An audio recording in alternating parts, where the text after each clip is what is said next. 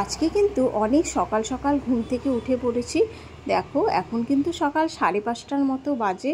বাইরের আকাশটাও কেমন মেঘমেঘ হয়ে রয়েছে, বৃষ্টির সময় চলছে না এখন, তাই রোদের দেখাটা না একেবারেই পাওয়া যাচ্ছে না। তো হানির বাবা সকাল সকাল উঠে রেডি হয়ে দেখো বাইরে রাখা টবগুলোকে জালের মধ্যে ঢুকিয়ে দিয়েছে, যাতে বাদরগুলো নষ্ট করে না দিতে পারে। আর গাছগুলোতে জল দেবার জন্য একজনকে বলে দিয়েছে। যাক, দেখো ভালো করে সব ভেতরে ঢুকিয়ে দিয়েছে আর বাইরে থেকে দড়ি লাগিয়ে দিয়েছে। হানি দেখো ঘুম থেকে উঠে রেডি হয়ে গেছে, আমিও এখন রেডি হচ্ছি। চুলটা বাঁধছিলাম, প্রথমে আঁচড়ে নিয়েছি চুলটা। ভাবছিলাম যে মাথায় একটুখানি তেল দেবো, কারণ চুলগুলো ট্রেন জার্নি করলে না কেমন যেন উস্কো খুস্কো হয়ে যায়। তো চুলের মধ্যে হালকা করে একটুখানি সিরাম দিয়েছি, সিরাম দিয়ে পেছন দিকে একটুখানি বেঁধে নিয়েছি। তো চলো, সব কিছু রেডি হয়ে গেছে, গোছগাছ হয়ে গেছে। আর যেহেতু এসি ট্রেনে জার্নি, তো চাদর তো নিতেই হবে। ব্যাগে একটা মোটা চাদর না আলাদা করে নিয়ে নিয়েছি, যতই ট্রেনে কম্বল রেডি হয়ে নিয়েছি। এখন আসবে আমাদের গাড়ি, ট্রেন রয়েছে 10:30টায়। আমি এখন একটা ছোট ব্লগ করে ভিডিওটা শ্যুট করছি। ট্রেন ব্লগটা সম্পূর্ণ সেপারেটভাবে যাচ্ছি। ভীষণ মজা, ভীষণ আনন্দ হচ্ছে, ভীষণ ভালো লাগছে। তো তোমরা বন্ধুরা আমার সাথে থাকো আর অবশ্যই দেখতে থাকো রত্না লাইফস্টাইল ব্লগ। লাগেজগুলোকে আস্তে আস্তে বার করি একটা একটা করে। গাড়ি এখনই আসবে, ফোন করেছিল, তো হানির বাবা বললো সব একটা একটা করে বার করতে। হানির বাবা এখন কথা বলছে, ফ্রেন্ড এসেছে ওর দেখা করতে।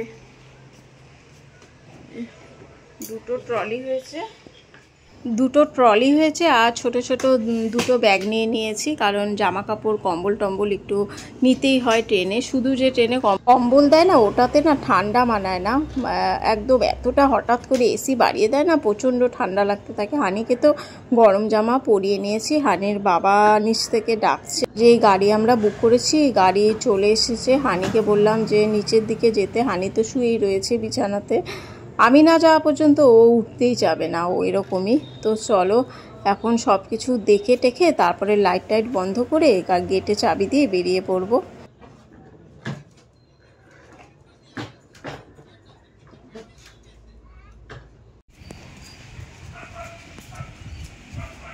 জয় জগন্নাথ বলে বেরিয়ে পড়লাম আজকে আমরা।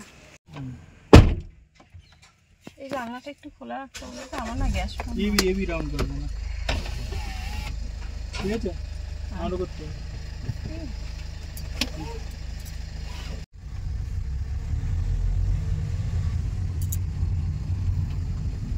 মনে একরাশ আনন্দ নিয়ে বেরিয়ে পড়লাম পুরীর উদ্দেশ্যে। ভীষণ ভালো লাগছে, অনেক বছর পর জগন্নাথ দেবের আবার দর্শন করব।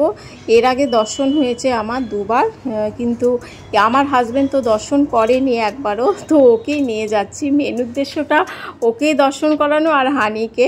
তো চলো, আমাদের গাড়ি দেখো ছুটে চলেছে অনেক সকাল এখন, কারণ আমাদের ট্রেন কিন্তু 10:30টায় ঢুকে পড়বে, এরকমই একটা কথা হয়েছিল। অনেক সময় কিন্তু ট্রেন লেটও হয়, সেরকম কোনো স্ট্যাটাস এখনও পাইনি, তাই তাড়াতাড়ি বেরিয়ে পড়লাম। দেখো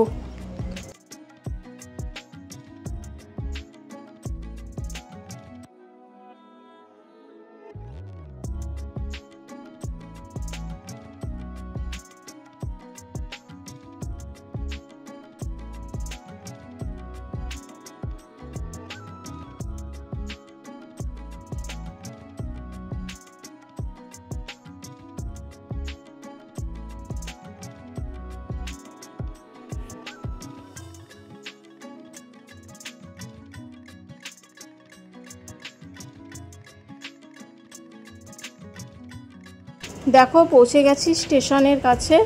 এই যে ট্রেন দেখো দাঁড়িয়ে রয়েছে, এটা অবশ্য আমাদের ট্রেনটা না, এখানে ট্রেন দাঁড়িয়ে থাকে। তো চলো, পৌঁছে গেছি আমরা স্টেশনে। চলো নামি।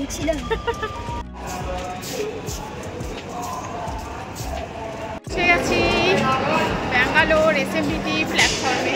দেখো ট্রেন, এই যে আমার মেয়ে। চলো, খাওয়া দাওয়া করিনি কিছু। অর্ডার করেছিলাম 2টো গরম গরম প্যাটিস আর করেছিলাম চা 2 কাপ। বেশ ভালোই লাগছিল, কারণ ব্যাঙ্গালোরে তো একটু ঠান্ডা ঠান্ডা, গরম গরম চা আর প্যাটিস খেলে কিন্তু মনটা পুরো ভরে যায়। সুন্দর বানিয়েছে, ঠান্ডা হলে ভালো লাগবে।